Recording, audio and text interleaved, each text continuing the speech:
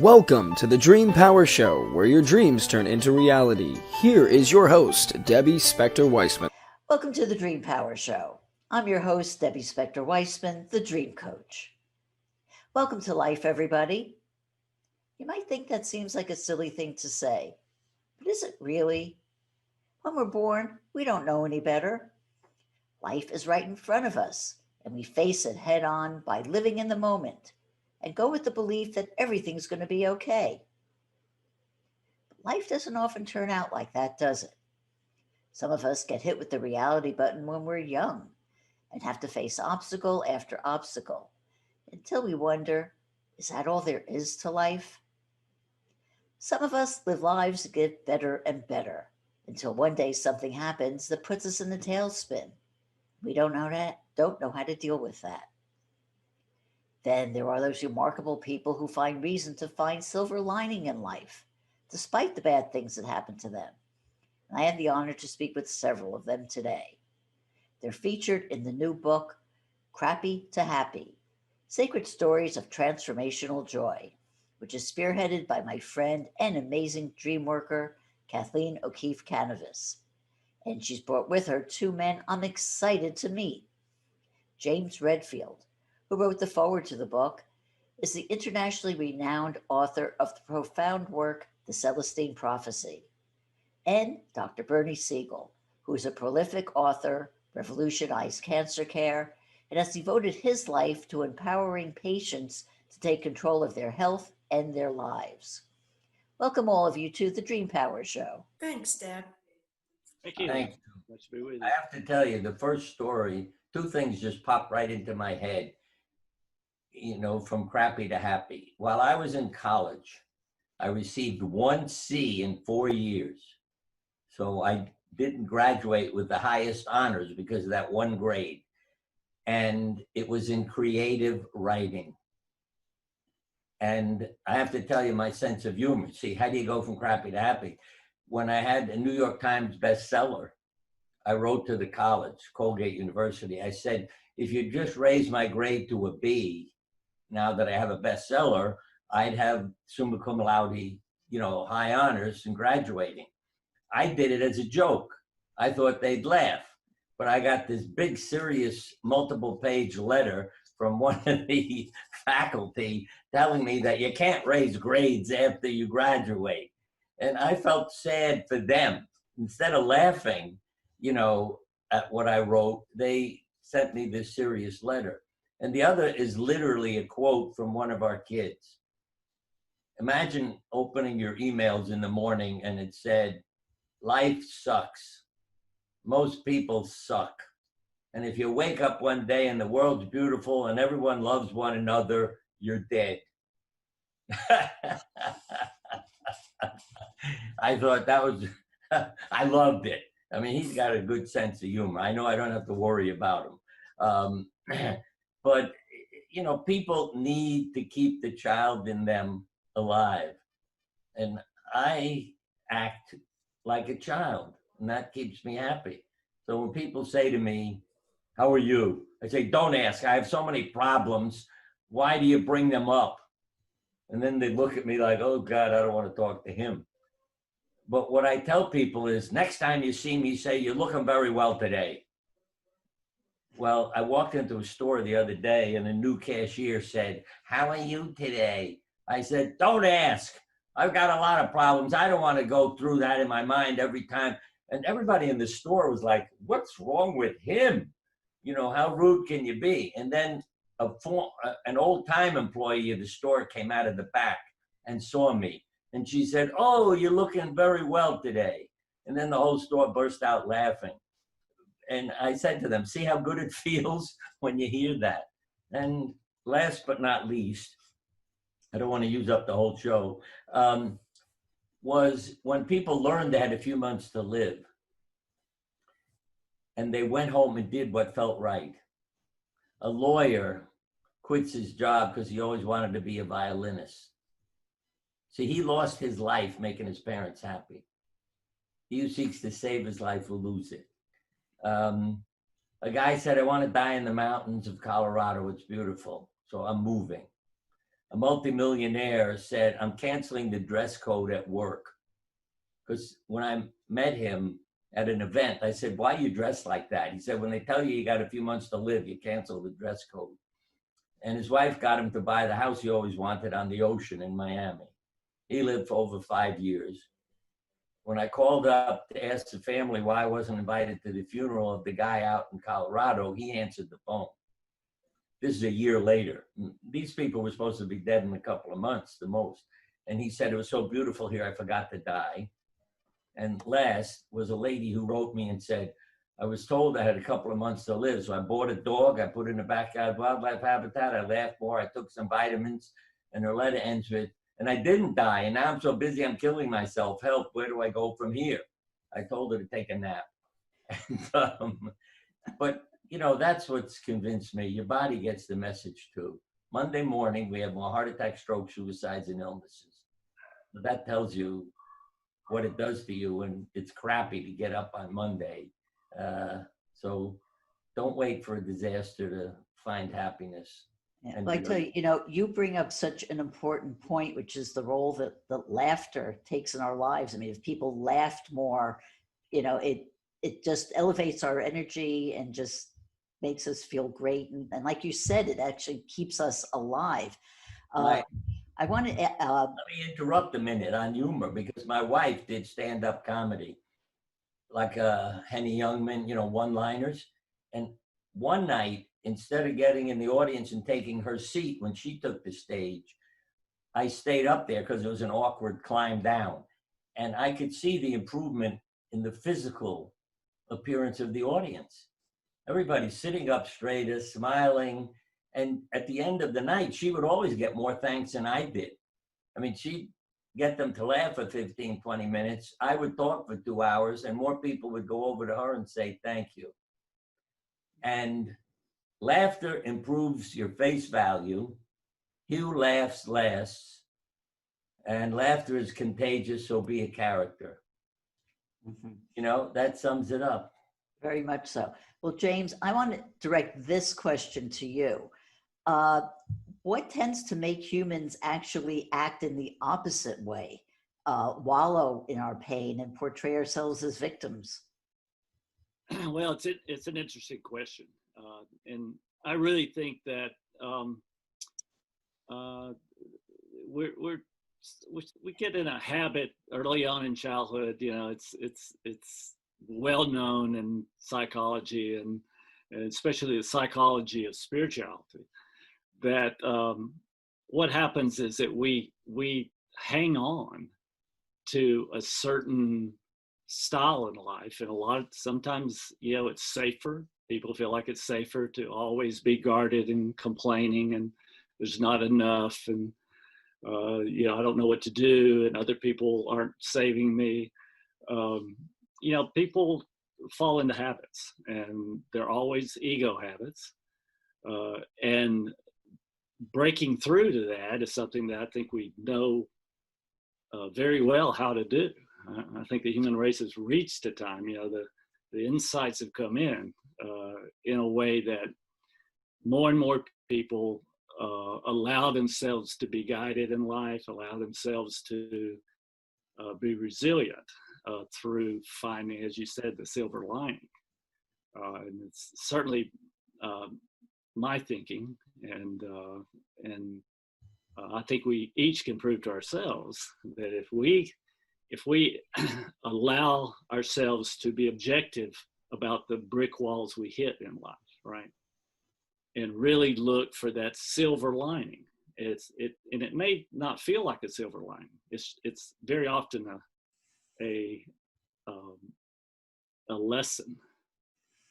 But you know, if you believe in synchronicity, and all of us have these synchronicities, you know, these mysterious coincidences that feel like they're leading us forward in life.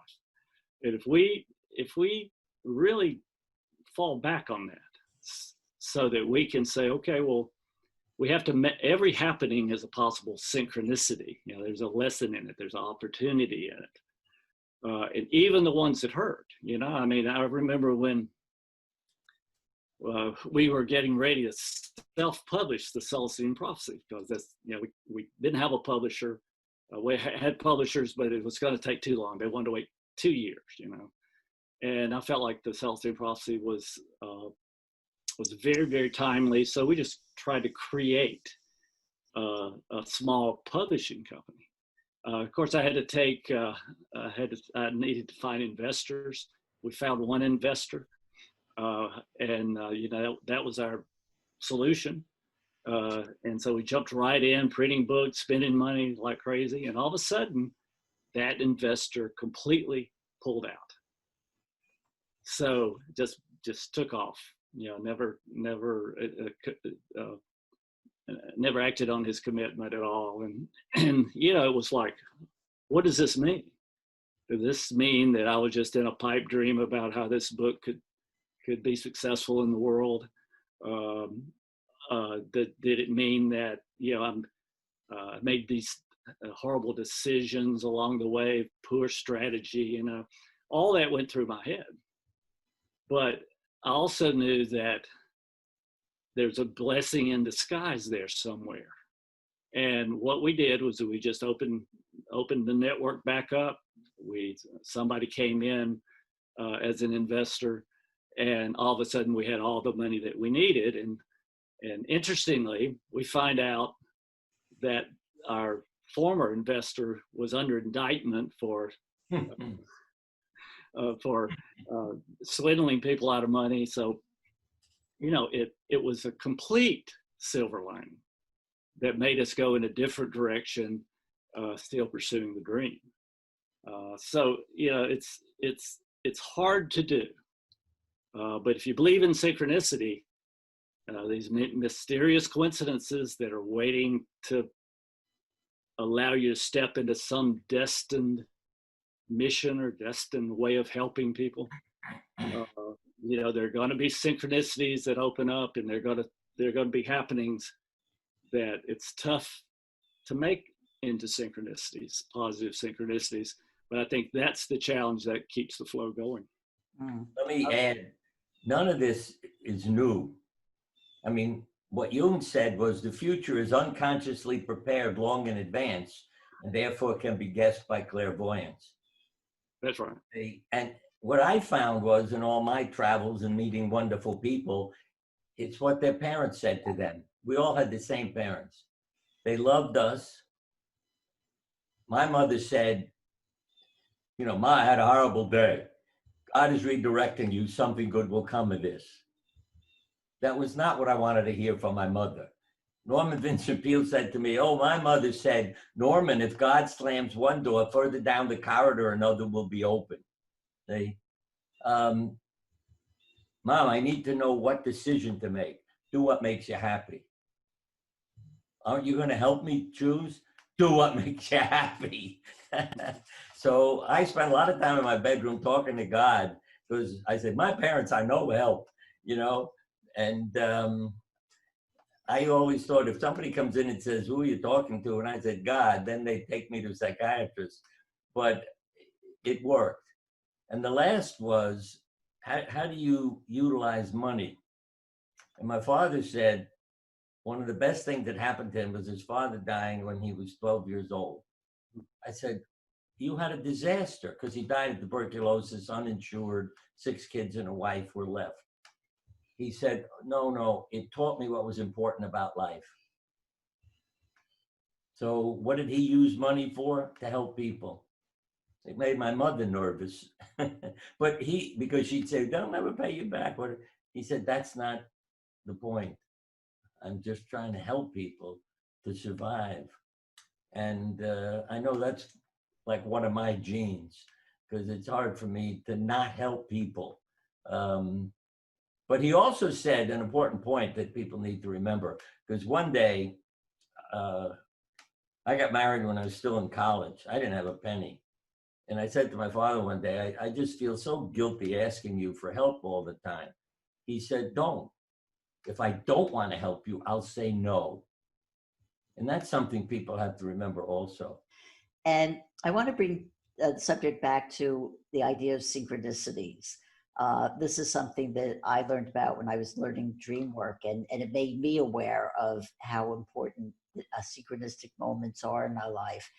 And Bernie, I understand that there are a lot of synchronicities that help you deal with, that most profound tragedy, the death of your beloved wife. So you talk about that? Well, it what I've learned is what dies is the body. I mean, I've had many experiences in my life, including as a 4-year-old, a near-death experience. But what has been so amazing since my wife died is she's gone. I miss her body, but her spirit is with me. I mean, I have had, as I say, experiences. Numbers are an important part. My wife was born on 9/9, so I'll give you one example. 9 months after she died, my heart started beating irregularly. And that also, to me, made the most sense in a mind-body way. The person I love dies, what organ in my body is showing the problem? But I went to the emergency room, and as I walked in, a voice out of the back yells, "Put him in room 9." As soon as I heard that, I thought, oh, my wife's watching over me, it'll be fine. They said, "We can't find a room for you in the hospital upstairs." This is at Yale. So you have to spend the night in the emergency room. I realized why the next day. "Oh, we got a room for you." "What's the room number?" 819. And 8 is a symbol for a new beginning. Then I've got a wristband on, which identifies me as a patient and the event that's going on. All the numbers that identify me: 18996633. And all the other numbers added up to 9. It could be a 5472, but I've saved all the wristbands. Every single time, everything adds up to 9. The other is we were married on, well, I can hold this up. I don't know that you can see very much, but there were coins in there. Why would I save them? Oh, and the picture of my wife on the other side. See, I got her right over my heart. I started finding a dime and a penny everywhere. And we were married on the 11th. And when I say everywhere, a bird bath, the checkout counter in the store, when you park the car and go around to the trunk to get something, there's a dime and a penny on the ground. It's been unbelievable. There are signs everywhere. And one last mystical thing, because last winter I said, my gloves are a mess, I need a new pair of gloves. I'm talking to my wife, okay? And I go to Stop and Shop, park, and I'm also often told, go into that space. So I park, that's where I'll find coins. Or this day, I go in, I shop, I come back, there's a pair of gloves lying on the ground next to the driver's door. Explain that, please. I know, and these are the things that help us deal with the tragedies in our life and enable us to go on with our lives. And one of the other things that help us, I know it certainly helps me, are dreams. And I know dreams play an important role in all of your lives. Ken, I'm going to direct this first to you, and then James, I'd like you to talk about this too. Why should we pay attention to our dreams? Well, like Bernie was saying and James was saying earlier, our dreams deal with synchronicities. And also through the sacred dream doors, we can connect with our deceased loved ones, like Bernie was doing with his deceased beloved wife.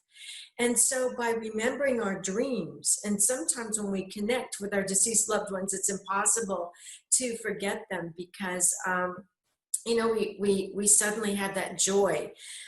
Being able to see them in our dreams can really help to chase away the grief. Suddenly we're not alone anymore in our dreams. Suddenly we see them again. They look great.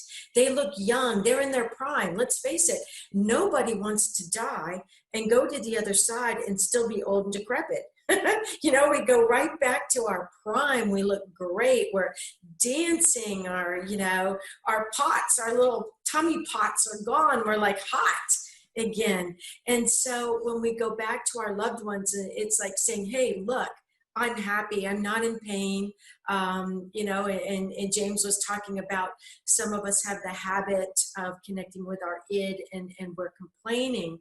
And so through our dreams, we can see that that person has changed a habit to a degree, because suddenly there's nothing to complain about. They look great, they feel great, they're happy, and it brings us inner joy.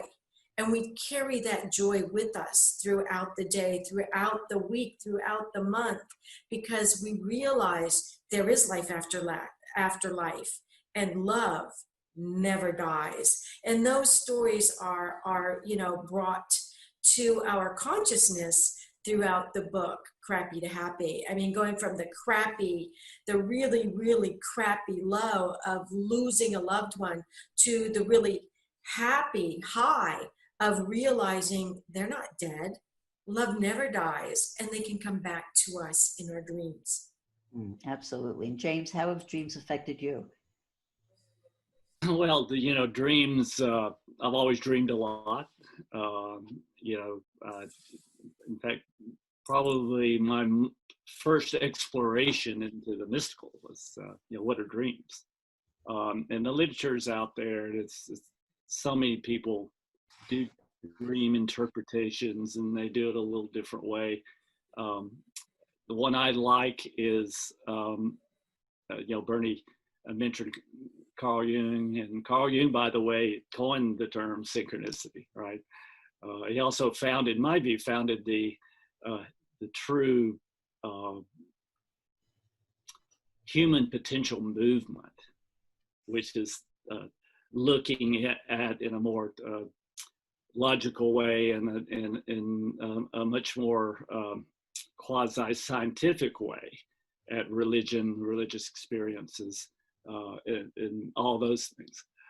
So what we know, what is integrating into the society is this long discussion of the human potential movement. The insights that I talk about are really conclusions from this long, really great exploration into the human potential. But Carl Jung also had a way of interpreting dreams, and I really love this way. Dreams very often are, if they're not perfectly clear, they're all somewhat symbolic, right? So the way he'd like to suggest that people interpret their dreams is to take the plot of the dream, and it may be garbled, but it'll have a plot. You may be running into a person that's chasing you, or you may be chasing another person in the dream, right? And he would say, well, just superimpose that plot of the dream onto your real life, and ask the question, who, in that case, the question would be, who are you running from? Who in real life are you running from? Is it a person? Is it somebody you know? Is it something within you chasing yourself? There's just so many ways to do that, to explore dreams at a different level. I think my own personal belief is that every night we go into the afterlife dimension and sit down at a big seminar about our lives. And we draw conclusions, some of them, but getting back into human reality, they get slightly garbled and are really symbolic, But they're definitely synchronicities in that they're bringing us information that could help clarify something in our life. And very often dreams will point out in my life, in my experience, and others that I know, how to come back after a shock, after a collapse of one of our dreams, or whatever it might be that has knocked us out of our flow. It's sometimes pointing out, dreams are sometimes pointing out where that silver lining it is, and it's always an adjustment. in my view.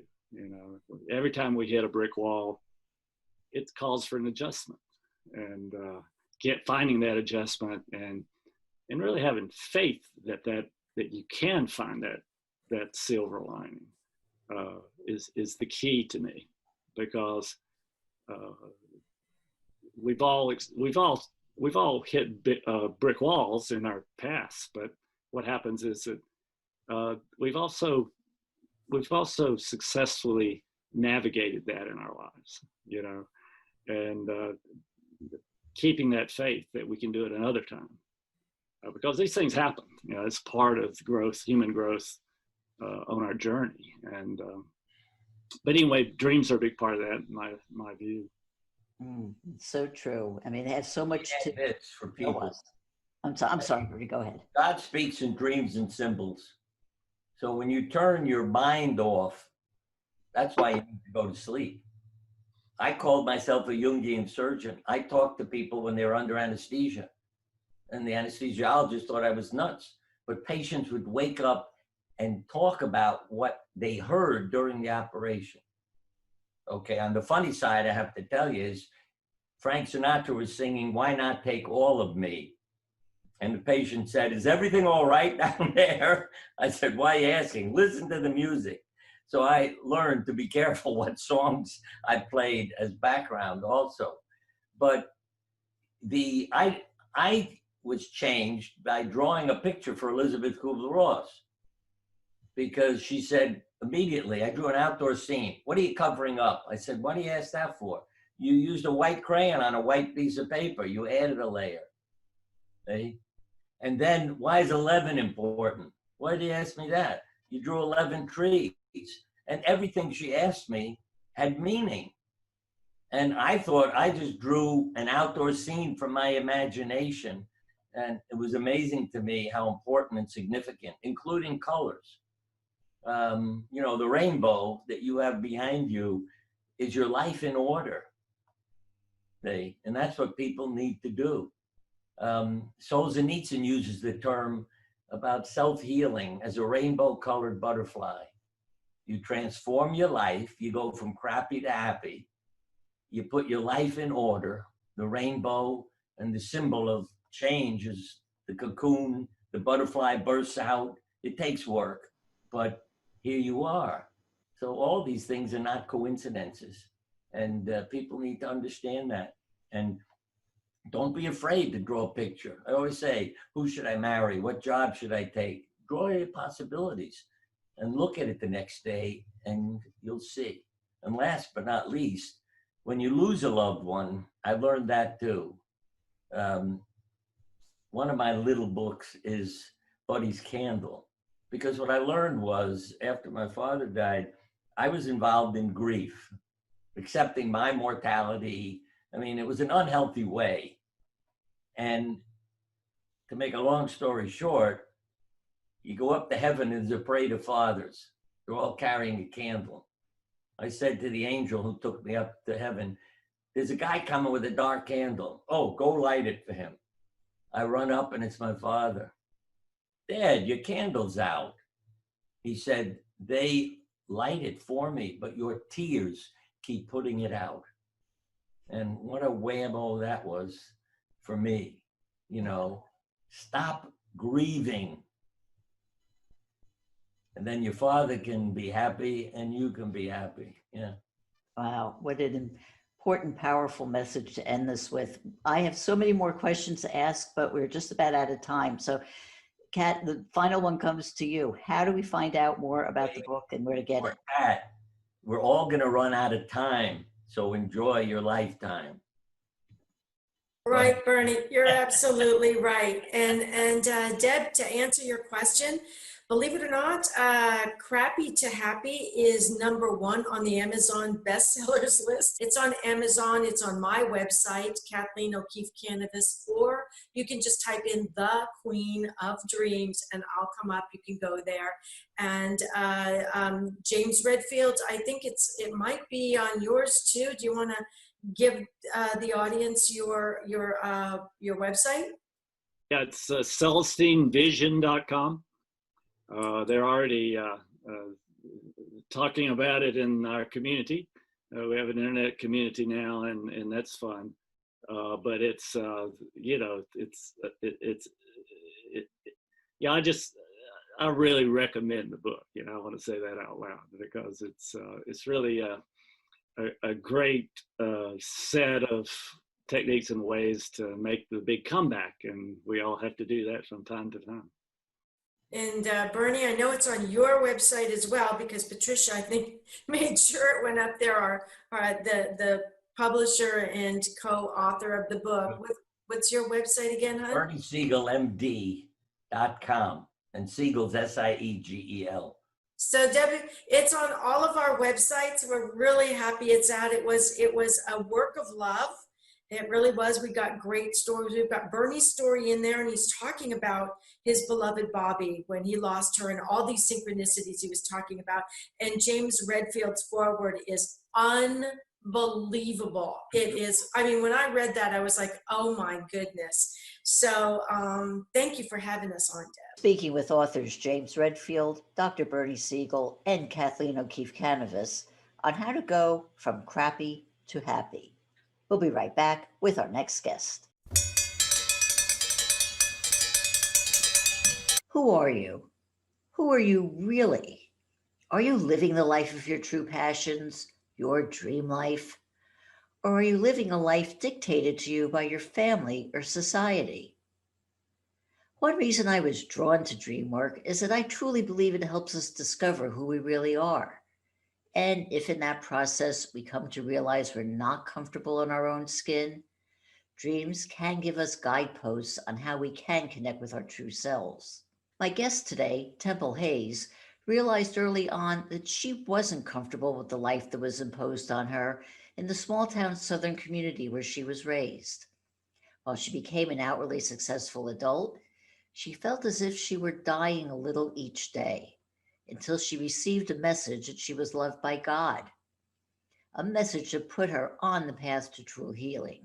Through her work as a spiritual healer, she's now committed through her books and as a role as motivational speaker and radio host to guide others to the impassioned and energized living they want to deserve.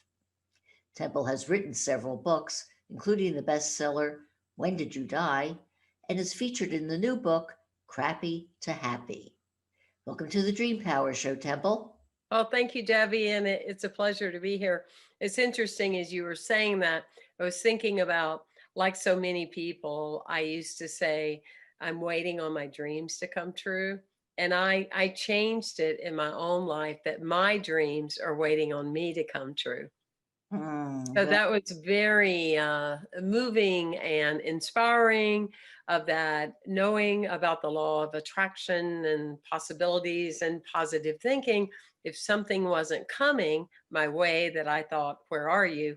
I would go back to, wait a minute, I must need to do some inner work on myself. So anyway, I thought you would like that. My dreams are waiting on me to come true.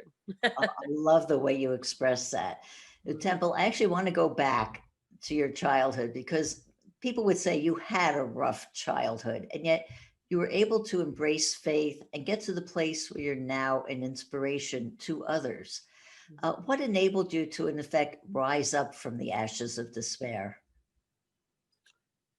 Well, there would be a saying in some circles that said I got sick and tired of being sick and tired. And, it's like my father said, you're so wise and yet acting so ignorant at the same time.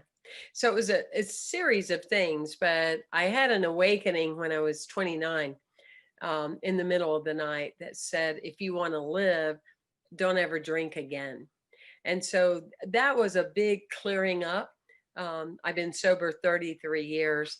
That was a huge thing because when you're medicated or you're influenced by over sugar or alcohol, you're not clear. Your sponge isn't fresh and vibrant and energetic.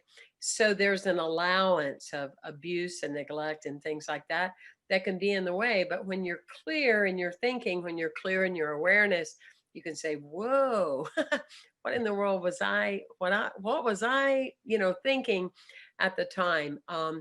due to my early childhood of my mother being taken away because of an accused alleged affair, or my parents discovering that I was with a woman when she was 17 and I was 13 and a half. Those are kind of big deals in a Southern Baptist community. I would imagine they still are. But that being said, because I felt rejected, then I was doing things in my life to reject myself. Mm. Well, one of the things I want to talk to you about, your sexual identity, because that was one of the things that you repressed until you Hmm. came to accept yourself. So how did you come to accept yourself? It was a long road. We were in the 60s. That's like people talking about bullying and things like that, though it's significant, but try being gay in the 60s. We didn't even use the word then. It was homosexual tendencies. So it would be the good friends I would meet along the way that I would say, let's try this out, because my grandmother had told me when I was 13 and a half that she was sorry that I was going to hell, and that she would not be able to have eternal life with me. And so in that level, there was that sensation that would come up even as an adult, even though I knew the people that are in your life are in your life for a reason. I knew what to tell myself. I knew what my mind needed to say. That inner little girl would go, uh-oh, what would Debbie think if she really knew? Right. And so just through experience and unconditional friends, but the biggest aha was with Unity, the community of Unity. That's an international, non-denominational community that at 19, a friend invited me. And for the first time in my life, I heard that it's okay if you're gay, God still loves you. Mm. That was And powerful. I don't want to leave. I just want to sit here. I want to cry. I want to breathe all this in. And I need to make sure that what I heard was really what they said. that must have been a major, major relief to you. Yes, a major, major relief, because I felt so connected with God. And that was the dichotomy, because as a little girl, I got a calling at 5 that, like, you came here for a reason, or whatever the words were. For a 5-year-old, it was like, whoa, who is that? God's talking to me. So I felt this strong connection with God, not a God I saw on Sunday or heard about or heard somebody yelling at about in religiosity, but it was such a disconnect. Like, how can I be talking to this God? I know that's who it is. And yet they're telling me that God would not only never talk to me, but would never want anything to do with me ever. That was tough. That was tough. So what was it that you found at Unity that told you that there actually was a different God who can accept you? Their theology, though they would not say that they have a doctrine, their belief system is that God loves everything and everyone, and who you are is who you're supposed to be. You were born that way. You were sent as you are. And so I started thinking about that differently. Like, I'm sent as a different package of love. I'm here to help people see beyond a package of expectation or what people think, that this is who I am. And so through the years, I had a somewhat of a chameleon. I was out to the people that I knew well, and shadowed to the people that I wasn't sure. And that really wasn't for me like walking my talk, because I'm so um, overt and, energy wise, telling who I am and calling it the way I see it. I didn't do it on purpose. It just took a few steps to overcome that. Oh my gosh, I could die. Somebody could kill me. They're going to put me away in a mental, they're going to come get me in the van, you know. So the huge breaking point for me was when I loved someone that mattered so much that I was never willing to not share who she was in my life. Mm. And did your family accept your sexual identity? They did then. I was 45, 46 years old. It took a long time. It took a long time. because I had created a chosen family. Mm. I created a chosen family. And again, as a person in my mind, I didn't think about that. If I told you at 35 and you never, had anything to do with me, I would go, well, God, that happens. It wasn't an intentional cover up. And that's what happens with people when they're just not aware. It's the underneath on the subconscious level that's carrying us, that brings up that fear, that brings up that hesitation, that brings up the bump, bump, bump. You're getting ready to be abandoned. They're not going to like you. Bam, bam. And so you kind of crawl in. And the biggest thing for me wasn't whether or not someone knew that I was gay, but because of that factor, I held back my heart a lot. I just was holding back, like, here I am, see me, I'm here for you. I wasn't totally allowing people to get close to me. And I never would have believed that if you told me. I would have probably debated it, and been somewhat argumentative. Me, I live out loud. What you talking about? But on another level, that was absolutely true. But talk about freedom. Wow, freedom. So once I opened that door, because your soul always knows. So once I opened the door and I told a public story, then Lifetime Television called and wanted me to tell a story about my life. And that's the one they wanted me to tell. And after that, I never looked back, because I went, that was on TV. So everybody knows anyway. Yeah. And do you think it was the fear that just held you back from really telling the world everything about you?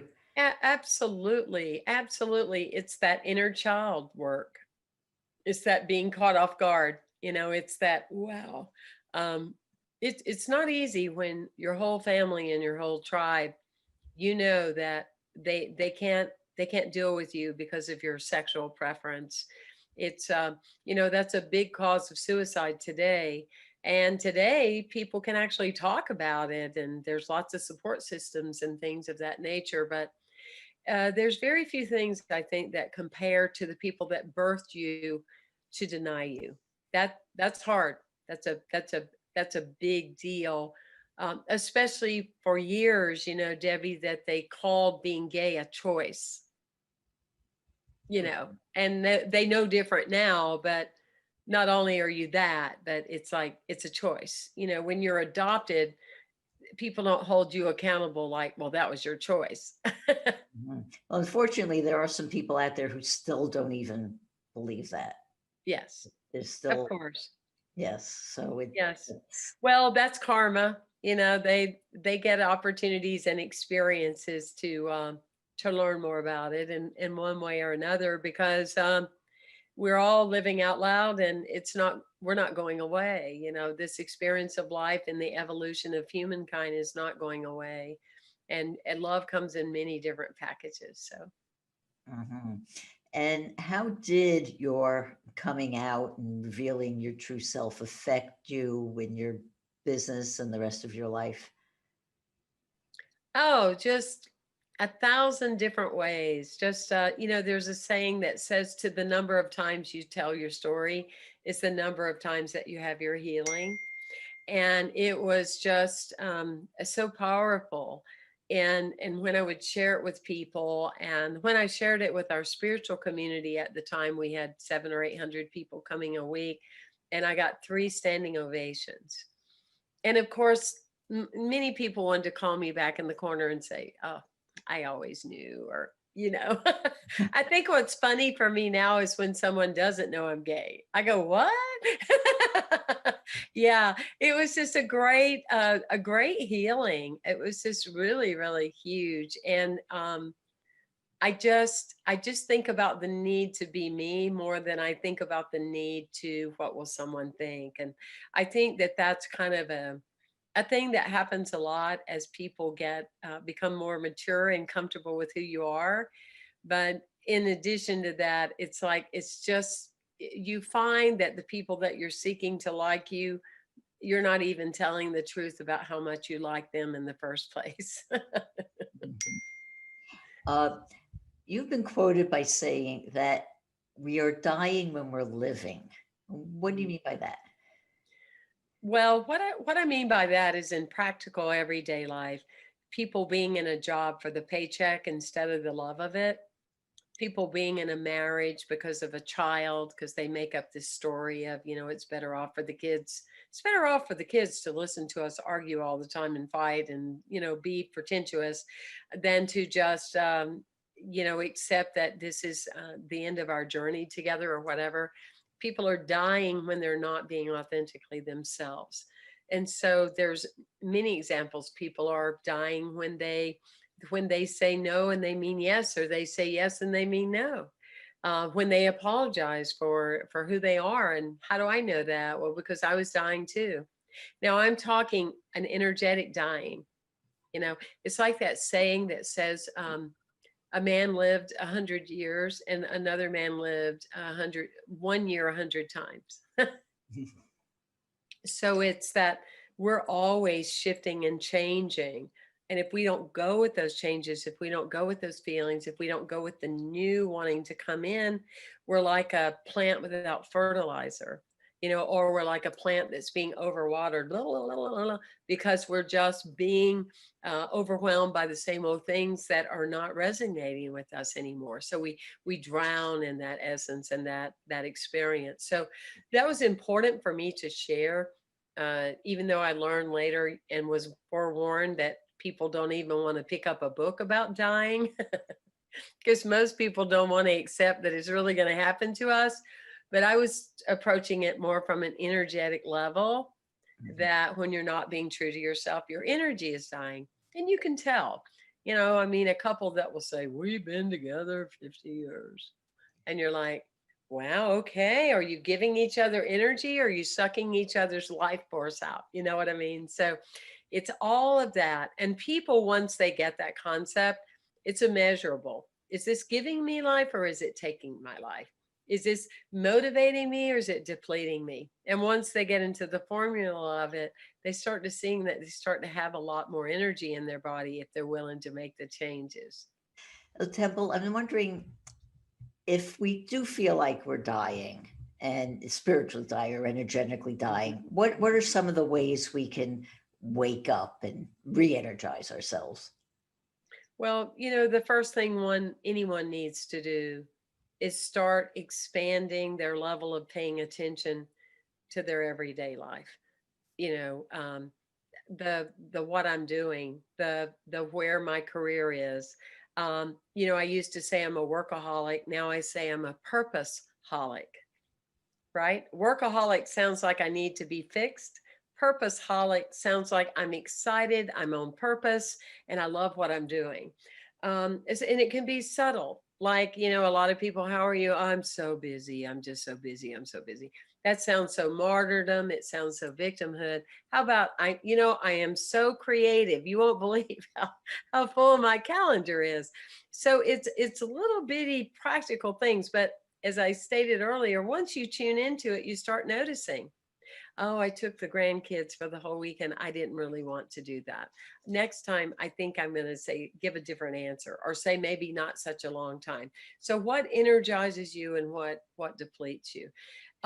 Taking care of your being, of your temple, of your life experience. And more importantly, what I learned on the years traveling, teaching stress management, it's your opinion about what you do. And so if you have an opinion about something that you do, that you're doing it begrudgingly, or you're not doing it full in and with joy, it drains your energy. And so you start paying attention to, in a daily way, you can reflect at the end of the day as you're going through your mind, how was my day? Was I giving energy to those experiences? Was I being present to the people that I were talking to? Or was I just multidimensionally being preoccupied? Did I do that experience just because I felt like I needed to, or because I really, really wanted to put my whole self in? And it just becomes very simple to pay that attention. For me, it was changing the way that I believe about energy. It's that, we don't manufacture energy. God does. We maintain it. We can do things like eating that's good for our body, taking care of ourselves, getting rest, those kind of things. But we don't manufacture energy. The creator does. And so that was a big shift in my life, Debbie. It's when I realized it's one thing to say, change your thinking, change your life. It's another thing to change your energy, and your life will change. And so I always tell the story of I had a little Yorkie that was dying of old age. And for about 8 months, he was up in the middle of the night. I was cradling him, I was tending to him. And no one would have ever known, because my energy comes from a greater source. And so when you're into that, but people tell stories, it's Monday and they start talking about how they're going to feel on Friday. Oh gosh, by Friday, I'm going to be so tired. Oh my gosh. And it's Monday. And so there's this belief system for people to be energetic. I mean, I run circles around a lot of 30 and 40-year-olds. And when I tell people I'm 62 years old, they go, "What?" I go, "You bet, I'm 62 years old and I'm just getting started," because it's a belief system. And then we do what is necessary for common sense to maintain it. Yeah. Well, I agree with you that, we are energetic beings, we get Yes. it from a higher source, or we get it from just, we are all energy. But I'm wondering, because you say you're so energetic, and you think it comes from the passion you have for what you do, or what? I think the bigger mission for me is I want to model where I come from, because there's a difference between human law and spiritual law. So I want to represent God well. Mm. And so when I told you that, I know you're a healer and powerful human being. I just got God bumps, because I want to model God well. I want to reflect energy and a vibrancy and a knowing and a hope of expectation for this life, that it's only going to get better, and not to live in a struggle really of anything. It's like people said, or said, you don't struggle from sobriety. It's like, are you kidding me? What would the struggle be? I struggled from drinking, of never remembering from one day to the next, and calling my friends and be embarrassed. Like, did you see me yesterday? Because I didn't see me yesterday. Do you know where I was? I mean, that is what you call struggle, is being someone that you're not, So anyway, I have a good time. And I think that a thing for me is there's a couple of things. And I'm a real strong advocate for it now. We are not broken. We're simply not broken. And we're so programmed in our society that if you're different, you're broken. If you have mental health problems, you're broken. If you have this, you're broken. And we're not. We're not broken. We are incredible as human beings, designed in this life. And keep your heart open. Don't close your heart because a few people couldn't see you. It's really because they couldn't see themselves. Mm. So what do you do if you feel like you're broken? How do you change that? Is learning to change your story. Being determined to change your story. If there are no accidents and there are no mistakes, and nature creates itself all in its divine time, then you're part of that. That is you, the collective you, whoever is listening. That is what is true for you too. You want to realize that the only reason you believe you're broken is somebody told you that you are. And so when you start to really look at the system that we have now, and one of the things people say is follow the money. Well, if you follow the money and you train somebody that they're broken, like, they take small elephants and they train them to a rope and a stake. And when that elephant grows and weighs what, hundreds and gazillion pounds, it will still, if they feel a rope tug, they will stop when they could pull up the whole tent. You know what I mean? So that's the way that our humanity and the system that we have lived in up till now, and hopefully it will change, is you start telling someone they're broken early on. You got to have the right scores. You got to do the right thing in class. You got to make an A. You can't make a B. We're already training you that you're broken. And then we're going to add that age thing, you know, that you're going to be older, so you're broken. You're going to have wrinkles on your face where you're broken. And it's where the money is. It's where the money is, because when you live in a place that you're not broken, oh, well, first of all, you save a lot of money because you're not trying to fix something. But the alcohol industry, the smoking industry, the education industry. Oh, well, no, you don't just need a master's now. You got to have a PhD. I mean, that, you know, it's a game. It's such a game. And when you start to shift the way you look at things, you have a whole new awareness, and you just throw your arms up and go, oh my gosh, I was never broken. I just believed a few people that told me some things to influence me and keep me herded, like someone that doesn't think. Yeah, you know, I think the hardest part though is for people to realize that they have that choice. Because I think so many people just sleepwalk through life and don't realize that they're living a story, Yes.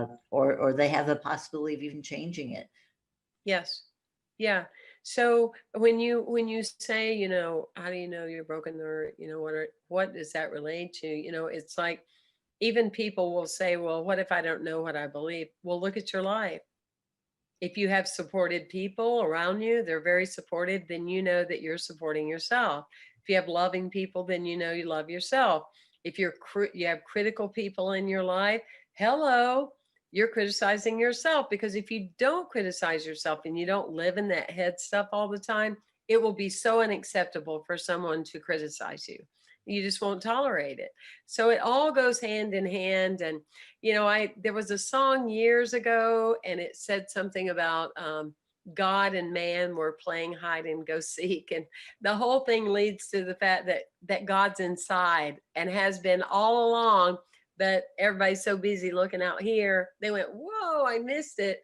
Because if you really perceive yourself as broken, unworthy, not valuable, a part of that comes from traditional religiosity. They're still teaching that same story in 2020, shockingly. You're unworthy, you're undeserving, you're an original sin of some kind, and it's never going to get better till the end of whatever. Right. Well, it's like if you keep people small and Yep, they stay small, then they're never going to realize their magnificence. absolutely. Well, you develop tribes then. You develop tribes that will buy your product. You develop tribes that will do a lot of different things. And it's just, again, when you step back, it's very easy to understand. I mean, how many people go to college that don't want to go? I mean, higher education is a perfect example of that. I'm not saying that it's wrong. I'm simply saying that most people do it for the wrong reasons. There's something wrong with someone graduating from college and they owe $165,000 in debt And when then they they can't. don't use most of the things they learned in education. I mean, I never cut a frog. I mean, I can't even fathom that. I've never used much chemistry or algebra, but I had to take it. You know what I'm saying? So it's a thing.